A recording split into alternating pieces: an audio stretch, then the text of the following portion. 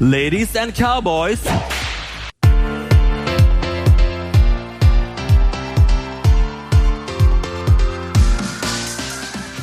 Hello and welcome to the EuroWhat, episode 257, dropping on February 25th, 2025.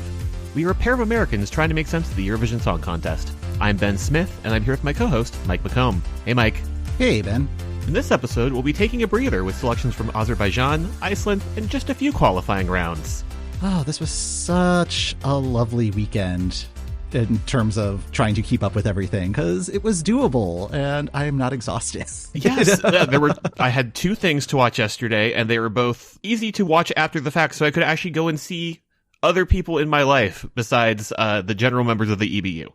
I know the broadcasters do not plan like how to lay out everything since they don't necessarily care about the international audiences, but the way things lined up on Saturday, it was like, oh, okay, get through all of these performances, then can switch over to this final. Like there were overlapping shows, but the actual content was not overlapping. So yeah, it was a very smooth Saturday. More like that, please. Mm-hmm.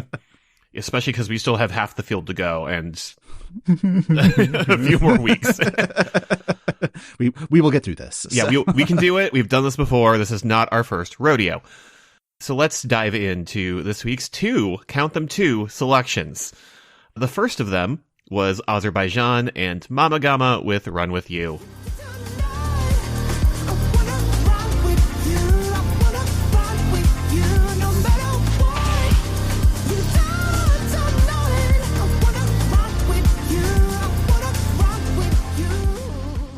And the boys in this band are not beating the assembled in lab allegations with the video for this.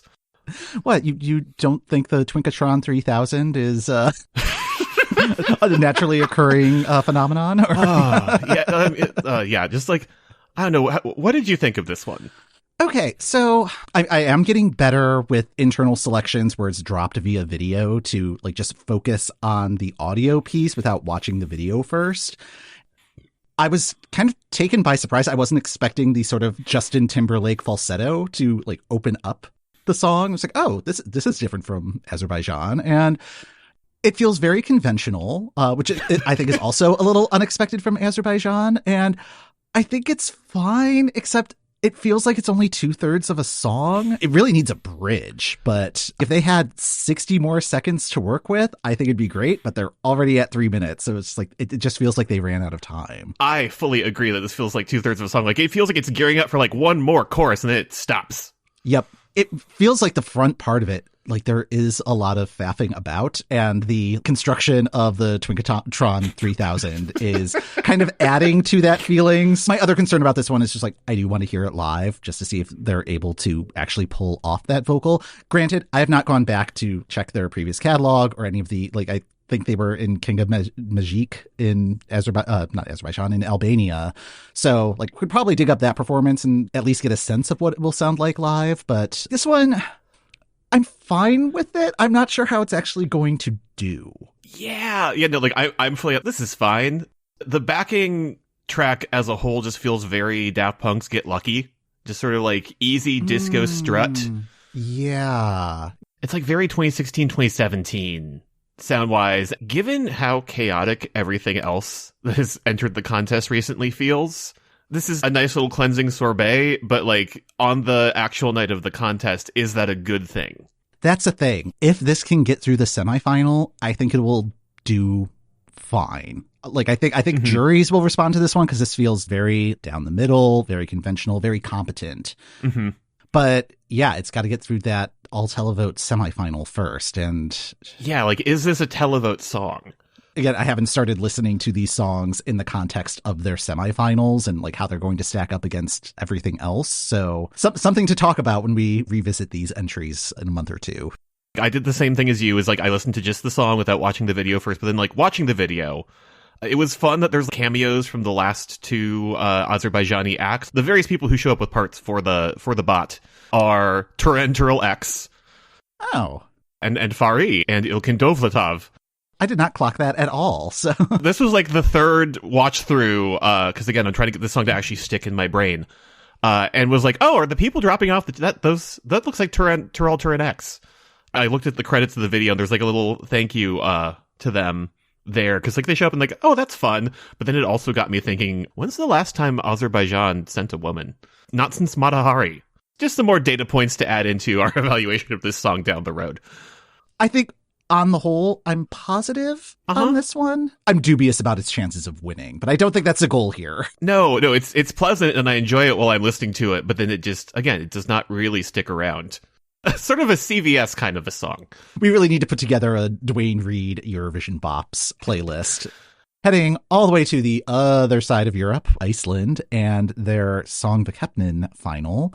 This year's final featured 6 songs competing, 3 advanced from each semifinal. Another change in process this year. They got rid of the super final with 2 finalists and instead had an international jury represented by 7 countries, including Turkey, which I was surprised by since they have not been participating in Eurovision for over a decade at this point. And then 50% televote that was done in the proportional style. They had a YouTube stream on the Eurovision YouTube channel, and the person doing commentary, number 1, fantastic job. And number 2, he referred to this as the Swedish method, which I'm not entirely sure I'm on board with calling it that. But overall, a really good show. And yeah, it was really kind of up in the air who was going to win for the most part. When it came to the jury, scores were all over the place. I consider that a good thing. Like, there really shouldn't be a runaway winner, because then that is showing that it wasn't really a contest. Of the 6 entries, 3 of them each got 2 sets of 12s from the jury. So there was not consensus, and I think that is a good thing. But the ultimate winner of the contest was the duo Vibe and their song Roa.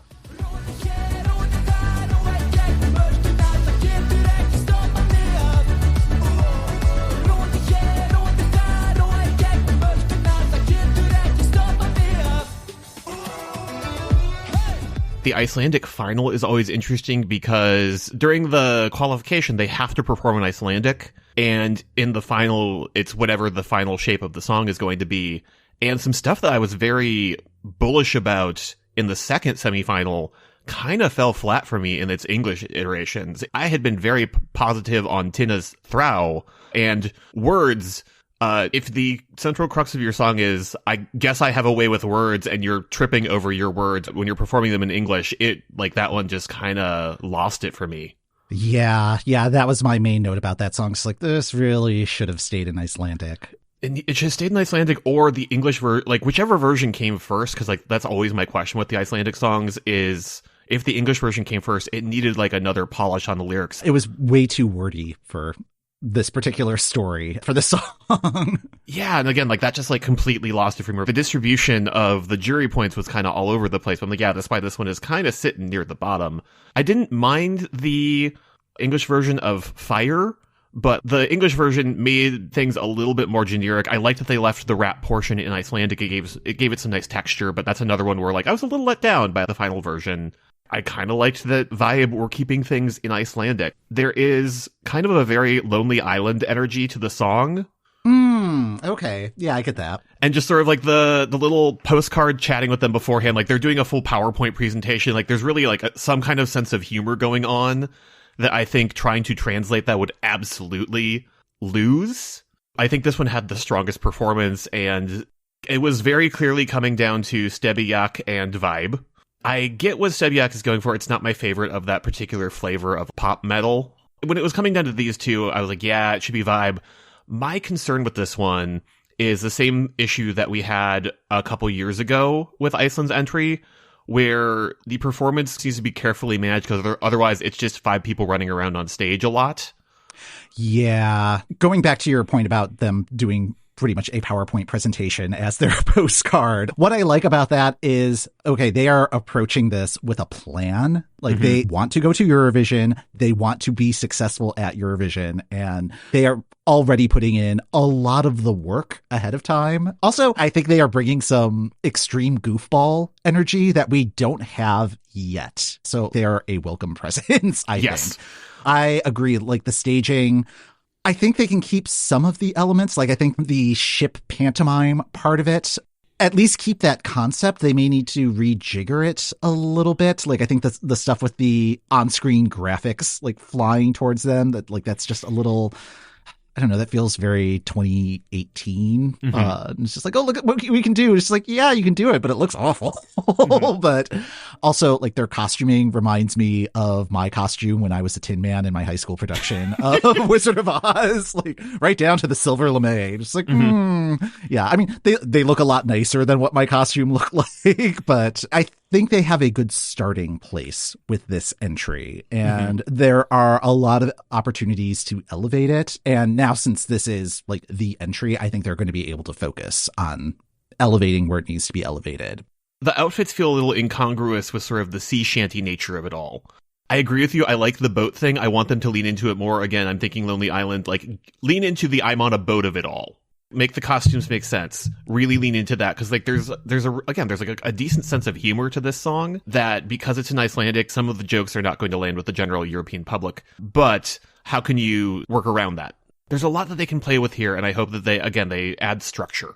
Good first draft. Very excited to see what future drafts look like. So. Yes. Yeah. We have a few asterisks following up on things from last week. We'd stuck a pin in Italy because we had a winner of San Remo, but the winner of San Remo is not automatically the Italian Eurovision entry. This year, for the first time in a few years, it's not going to be the Eurovision entry. Ollie has taken his week to think about if he wanted to go to Eurovision and said, nah.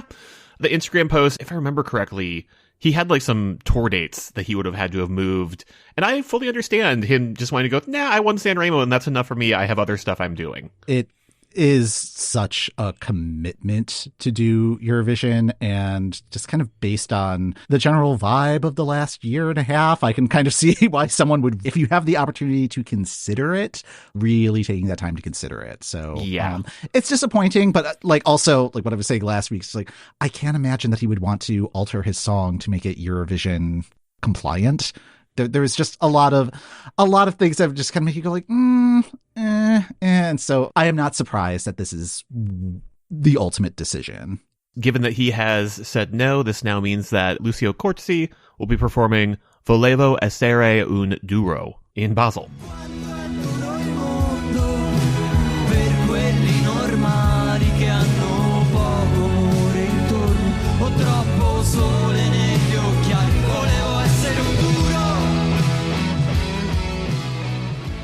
No word on if Topo Gigio will be there or not. Watching the Topo Gigio performance from San Remo, I was just thinking, man, why wasn't he the green room host when Italy hosted a couple of years ago? And then realized, oh, Subwoofer probably would have tried to eat him. So Mika was a fine substitute for that. Yes. Anyway, the other asterisk, which wasn't really an asterisk last week. Well, I mean, we probably should have expected this, but Italian media not entirely happy with Estonia's selection of espresso macchiato. Ben, I believe you called it riddled with Italian stereotype.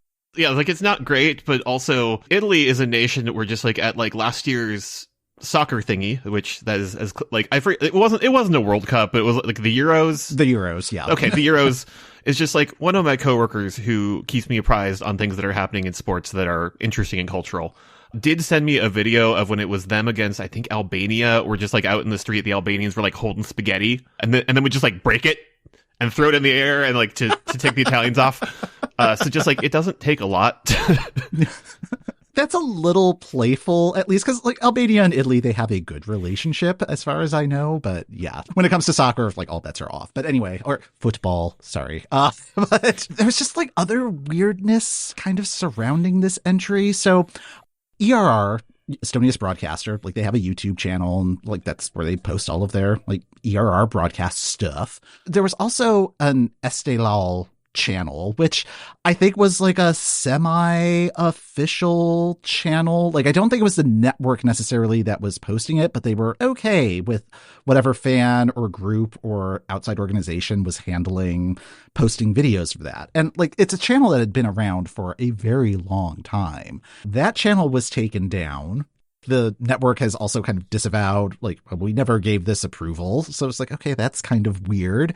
And the video for Espresso Macchiato's performance at Estelal had been like taken off YouTube. You could not find it under like legitimate sources. It's like, okay, this is really kind of strange. Like, it was on the Eurovision YouTube channel for a little bit and then taken down. It was finally uploaded overnight this past Saturday. It is there, at least as of this recording. I don't even know if it's still going to be there when this episode drops.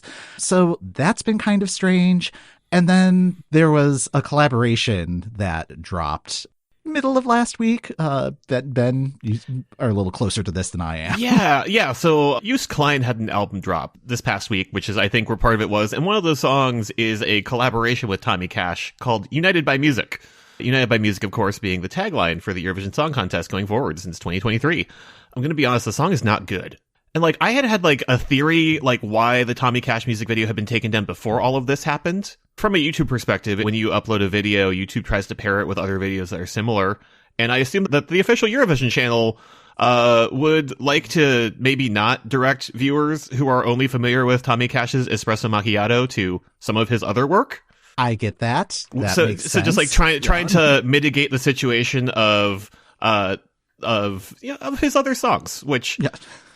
Are you not able to say any of the titles without me putting the explicit tag on this episode? I mean, no, and like, well, there are like some of his songs where I'm pretty sure, like, if you wanted to play them in the arena, you'd just be able to play the instrumental, and that's it. Yeah.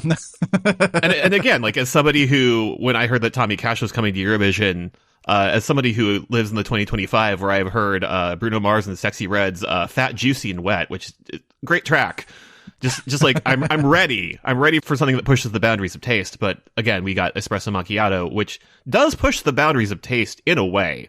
That had been my thought going forward, and then like this song dropped, and I found out about its existence like yesterday. Where I'm like, oh, okay, well, I mean, Joost obviously has some baggage to deal with around the contest and how, frankly, he was not treated well by it. If he wants to make a song about that, I think that is his due. But I think if you are collaborating with him on that song, and you are also going to be a contestant in this year's Eurovision, I have to wonder if the reason that it's not on the channel is because we're going to have a meeting with Mr. Cash and just remind him of like the code of conduct he signed or something like that.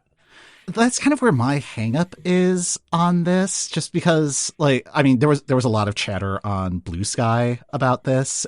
I'm not really sure where I fall on this one. United by Music is not the song that has been submitted to Eurovision, so there is that. But at the same time, like, I don't know how much outside work should weigh in on what's being presented. I mean, basically, I think where I've landed on this is, okay, Estonia, you're sending Dustin the Turkey to Eurovision. Have fun with that choice. Bye.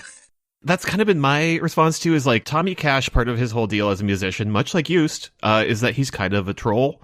And if you send a troll to Eurovision, like if you play stupid games, you win stupid prizes. So have fun. We'll have the video in the show notes. I'm not recommending that you watch it. It's just like, oh, this is like a live action Beavis and Butthead thing, but not as clever. So yeah, I mean, like, and like they do the thing at the end of the song where like the song isn't that deep. It's just meant to be funny. I'm like, okay, well then where's the joke? The time that there's any pushback and somebody says, oh, it's satire. And it's like, that's not what satire is. That's not how any of this works. So, yeah. Best of luck to everyone involved. Have a great day. All right, so let's check in on the other selection processes happening this weekend. There were a few of them, and again, like it was a manageable Saturday, which was nice. Yeah, this was the first time that I've watched Melfest live. I don't even remember the last time I've been able to do that. So, yeah, it's like, oh, Sweden television. I remember you from my salad days. So, this week's theme was carpool karaoke with Nana Grunwald, which hell yeah, love to see her. She deserves everything. I had forgotten that Ace Wilder song. Over the years, like I'm just like I resonate with this lyrically a lot. I miss Ace Wilder's presence at Melfest so much. Like I have quite a few of her tracks in my main. They still hold up for the most part. Like they are very 2010s, but it's like, oh, such a good presence. I wish that there wasn't that fallout that happened with her and a number of artists in Melfest in the mid-teens. So first up on the docket this week was Andreas Lundstedt, where that name was ringing a bell for me, so I pulled up my spreadsheet, and he was one of the people who had performed 7 times at Melfest since 2000, and now he's participated in 8 Melfests.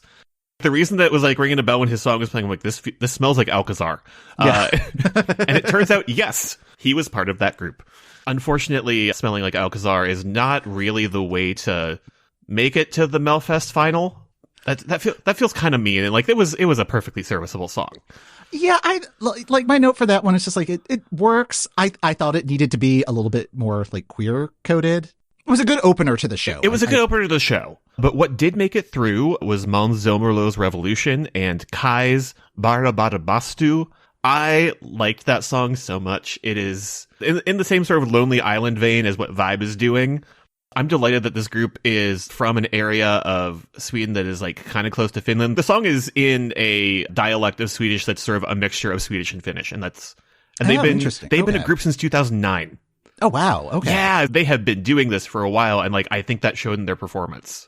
Absolutely. Like their vocal was incredible. They filled that arena with their sound, and I would not have expected it from just those three guys. We've been overdue for like some sort of Swedish/Finnish performance about the sauna.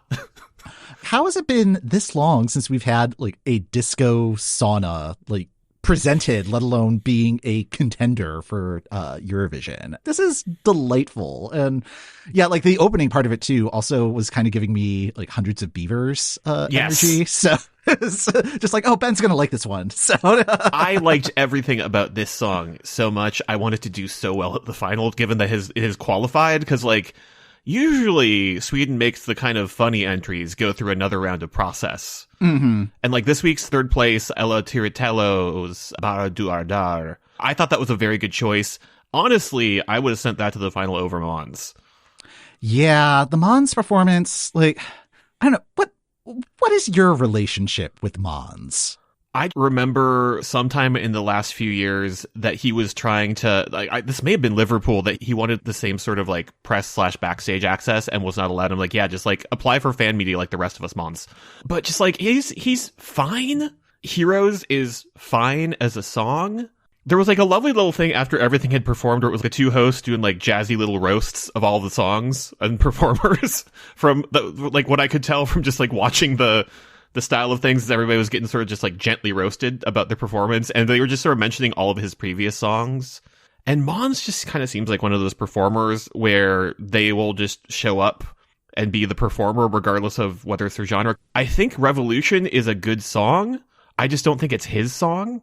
Like, he's not suited to that style of like sort of like housey track. Nothing about the song really penetrated my brain while watching it. Like it just felt very Oberlin. And like one of the slogans at the school is think one person can change the world. And it's just like, okay, that's kind of what this is doing. Sweden, maybe read a newspaper sometime in the near future. Because yeah, what you're saying is really not reading the room at all. And like looking at the other countries that are in, I believe it's the first semifinal that Sweden's in.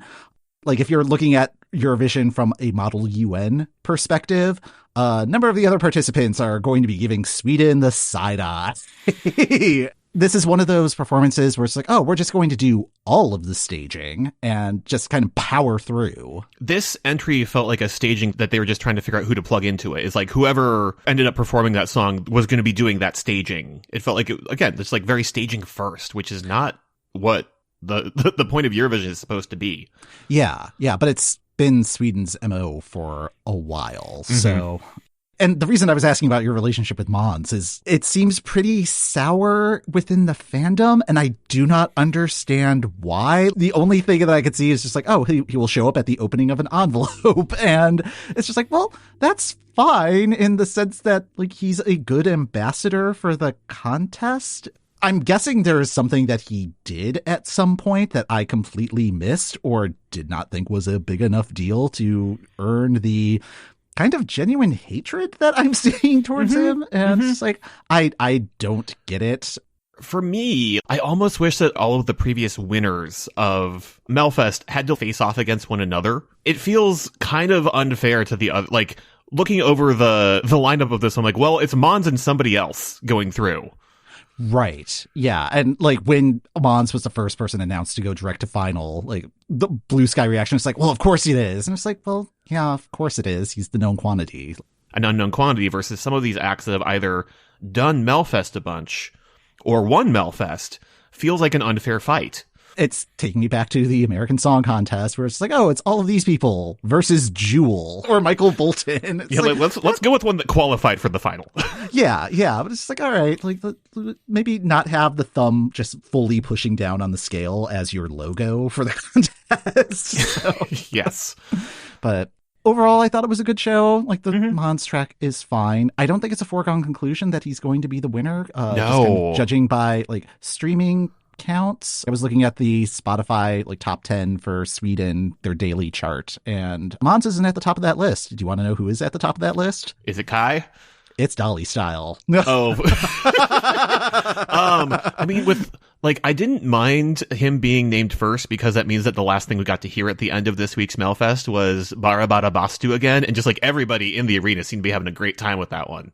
I think the final is going to be interesting, at least, and like it may actually be a contest, which, again, that is a good thing. Oh yeah, and so next week is the last heat, and then also whatever sort of cursed voting process for the wildcard slots. If they're doing what they did last year, congratulations to recency bias of whoever is in the last heat. But on the other hand, Dolly Style? It's going to be 2 that advance from that, and there's only 5 candidates in contention, so whoever's in third place next week probably stands a good chance, but the other 4, like, they don't have as much recency bias to deal with. So yes. What a weird process. All right. Yeah, yes. Going to a less weird process, Portugal kicked off their Festival da Canção.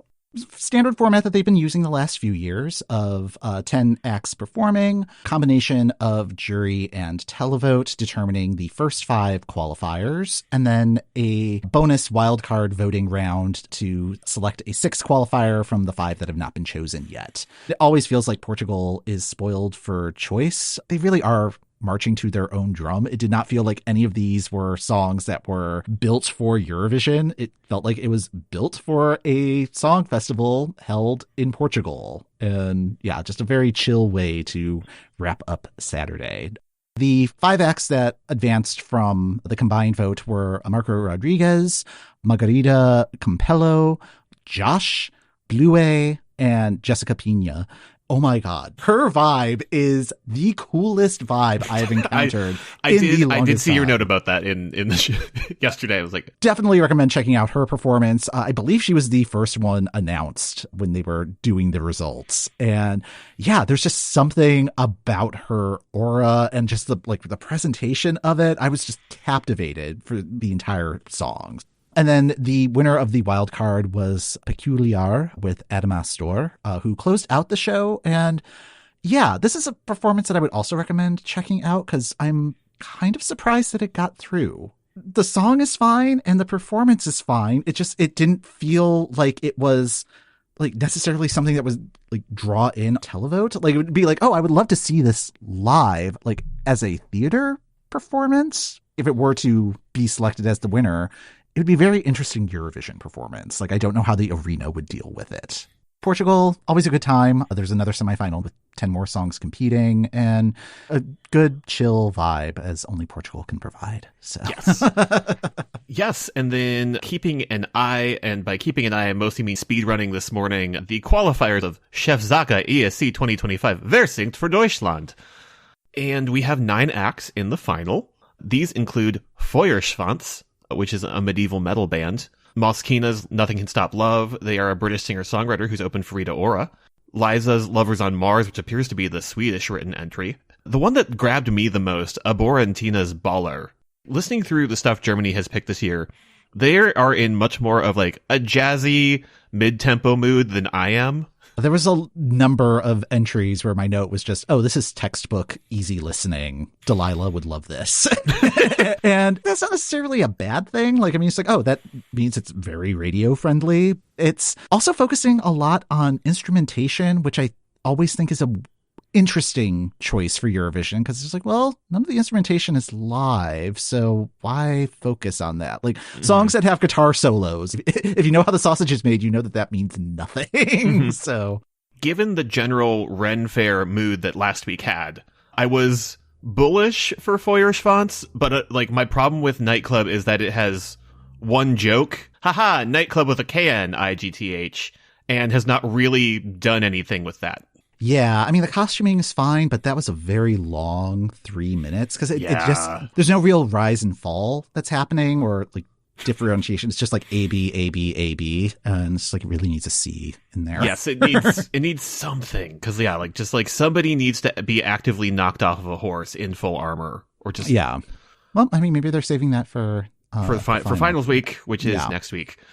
The one that I'm really sad about is Cage's Golden Hour. That one did not make the qualifying list, and I think Germany missed an opportunity with that one. Like, the singer, great voice, kind of has a look that reminded me of Suri from UK in 2018. And the song kind of had, like, it's like, oh, Monica Liu might be able to do something with this as well. And it may just be like there was the sun graphic and it was just like reminding me of the giant sun that was supposed to be part of Italy's presentation. But no, like I thought the song fell into the easy listening category as well, but it had some oomph to it. So sad to see that one go. Mm-hmm. But yeah, I think of the ones that advanced, Baller, it's almost there. I don't love the staging concept for that one, but there's stuff to work with there. The other one that jumped out to me that I found myself really enjoying, The Great Leslie's These Days. Yes. Very graphic, very textual presentation. They had an energy about them. And again, Germany seems to not want energy this year, which is fine. It's their vote, but just all of the various easy listening things were kind of blending together for me. The Great Leslie, their song was very much my lane. I think they need a little bit more cohesive look in their costuming. Like, it was just like, oh no, these seem like four people that were kind of thrown together. I like the general idea of what they were doing with the stage and the green and pink coloring, but there needs to be something that is happening with that. Otherwise, it's just tough to look at for 3 minutes. Yeah. But I'll be curious to see what pops out. I think Baller is the favorite coming out of that. I'm worried that Nightclub is maybe going to complete the Ren Fair trend that started last week, but we will see. What really closed out Saturday was the first semifinal from the San Marino song contest. And good Lord, San Marino, what are you doing? They're running an elaborate scam. Yeah, okay. So there were 36 songs that were scheduled to perform in this first semifinal. There were a couple of no-shows, so there were only 34 that actually were presented. And from those 34, one song advanced to the final, and 3 will go to a second chance round. They're adding a second chance round to this process.